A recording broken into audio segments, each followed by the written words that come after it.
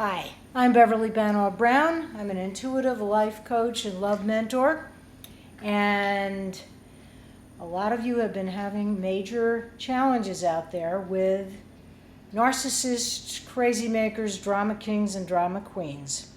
There seems to be an absolute epidemic of narcissistic behavior. And one of the favorite approaches of a narcissist when they're looking for a new victim, and I'm devoting my career over 30 years to helping people be aware of how empowered they really are and can be, and to know their own divinity. So I hate the word victim. In this case, however, I want to do whatever I can to help you not become a victim of narcissists. So let me just share something with you. In my work, in my research, in the practice that I've done for these 30 years with many clients all over the world, really, one of the common denominators that first appears as a major red flag with people who are narcissistic is that they absolutely approach you and zero in on whatever your vulnerable area might be. If you are a codependent personality, they spot it. If you're lonely, if you're recovering from a loss, if you're having a major life change with your work or some other aspect of your private life, if you have one or more of those aspects to you at this time, you can be very vulnerable. How do they do this? Well, in their childhood, they usually have had somebody or something that was going on that was extremely, and I say this with great depth of understanding and compassion for them, very challenging. Perhaps they lived with a rageaholic, an alcoholic, a person with some sort of violence in them, verbally or psychologically, physically. And they had to learn very, very quickly how to be charming, how to walk on eggshells around that person or in that situation. They became extraordinarily adept at picking up on their moods, their needs, to keep them at bay, to just try to grow up safely. I'm not making excuses for that narcissist or personality. I'm saying this is probably one of the things that they dealt with in their childhood, which created in them the tremendous skill for zeroing in on someone else's areas of vulnerability and change and needs. Because it was a matter, in some cases, of their life or death or their safety.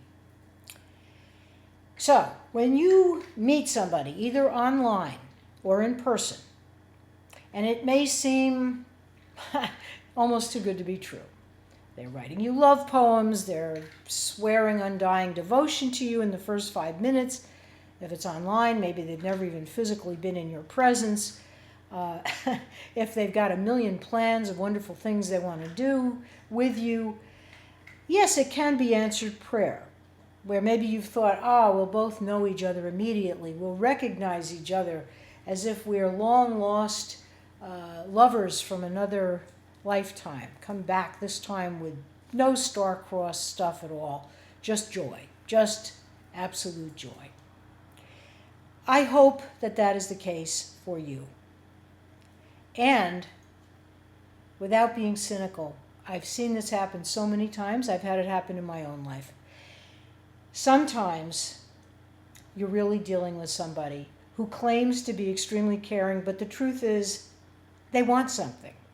Maybe they want an opportunity to kind of land in a soft place, or they need something from you, like what's known as narcissistic, what I call the battery charger, where you're going to give them a lot of affection, a lot of compliments, a lot of adulation.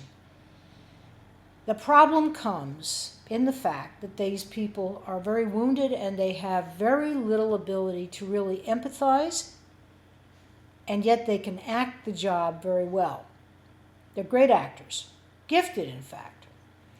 And they can often be very manipulative, and they can be very, very, very hard to catch in the act until you start to question them or you start to not give them the adulation that they crave, and then they can turn on you or abandon you, or both. They can become very critical, very demeaning of you. Sometimes it's subtle, sometimes it's sarcasm, sometimes it's done in private, and sometimes it's done publicly where they upend you or contradict something you've said or don't respect a variety of boundaries because boundaries are a problem for them.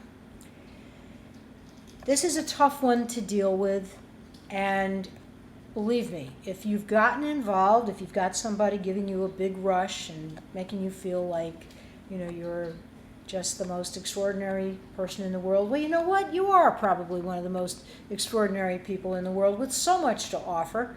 So please honor yourself. I want to share this insight with you. I like to call them golden nuggets. Golden nugget number 1 for today. It is a red flag often when someone who barely knows you gives you a tremendous rush of attention and adulation, and if it's for real, please take your time, get to know them, see them in many situations. Golden nugget number 2, keep asking questions.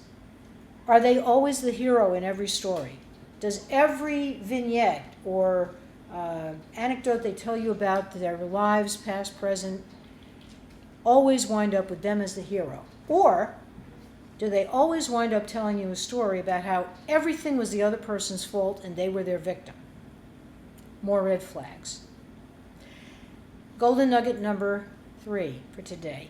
Be vigilant and trust that you are worth attracting, if that's what you want to do, a partner who is truly healthy. Someone who will love and appreciate you for yourself. Not because they want a home to live in, or they want money from you, or they want adulation all the time, because they have a sufficient sense of themselves so that they care not only about themselves, they can care about you. Real love, when it is true, is worth waiting for, like a fine wine. You don't want to have it just right off the vine. You want to let it ripen into its full flavor. You really do. And I know sometimes out there you get impatient and you get worried and scared that you're not going to find that person and life is passing you by. It isn't. You deserve the best that life has to offer. Don't settle for less. Don't give up on your dreams. Keep visualizing what it is you really want.